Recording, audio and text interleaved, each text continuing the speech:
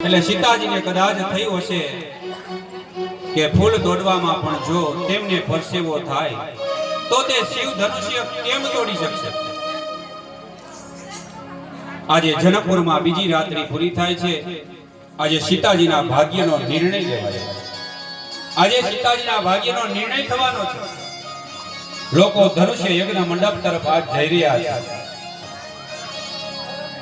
આખા રાજ્યમાંથી લોકો જ્યાં ધનુષ્ય યજ્ઞનું યજ્ઞ મંડપ છે ત્યાં જવા માટે તૈયારી કરી રહ્યા છે। આવા જો બંને ભાઈઓ વિશ્વામિત્રજીની સાથે યજ્ઞ ભૂમિ પર આવે છે। આ બાજુ યજ્ઞનો પ્રારંભ વિશ્વામિત્રજી જેવા મહાન ઋષિની ઉપસ્થિતિમાં થઈ રહ્યો છે। જનક મહારાજની સૂચના પ્રમાણે જનકજીની પ્રતિજ્ઞાની ઘોષણા કરવામાં આવી કે શિવ ધનુષને જે તોડશે તેને સીતાજી વિજય માળા પહેરાવશે। જે આ શિવ ધનુષ્યને તોડશે એને સીતાજી વિજય માળા પહેરાવશે અને સીતાજી તેને વરસે।